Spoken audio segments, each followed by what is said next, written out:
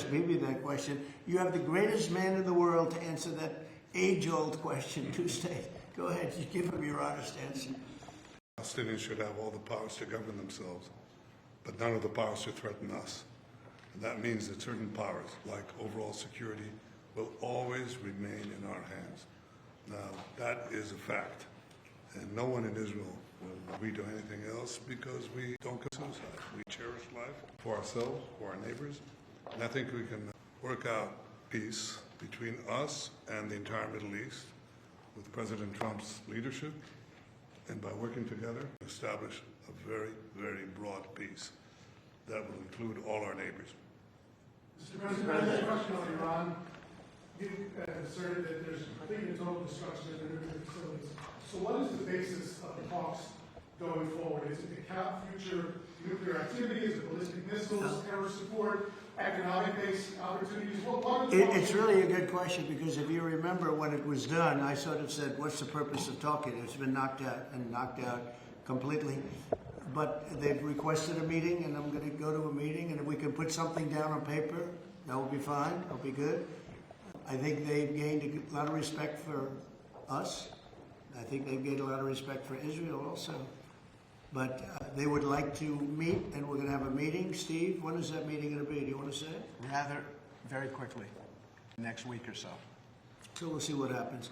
I think it would be nice to memorialize it, put it down, but because of the incredible result of that attack, if you want to call it an attack, I didn't think it was necessary to have it in writing. I think we spoke. I mean, that speaks much louder than writing. But I can also understand why they'd want it. And they've been very nice. They've been very respectful. And it began by them telling us about 14 they had to do. You know what 14 represents, right? Do you know what 14 represents? Right? You know that, right?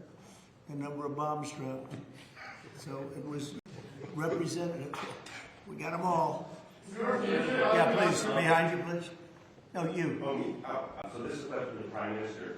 The likely next mayor of New York City, Zoran himself, and has said he would arrest you if you came to New York City if he was mayor. Is that something you take seriously, or are you concerned about that? Yeah, no, I'm not concerned about that. I'll get him out. Look, there's enough craziness in the world, but I guess it never ends.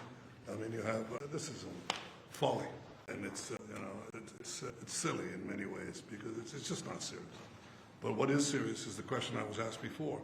You know, after October 7th, people said the Palestinians had a state, Hamas state in Gaza, and look what they did with it. They didn't build it up; they built down into bunkers, into terror tunnels.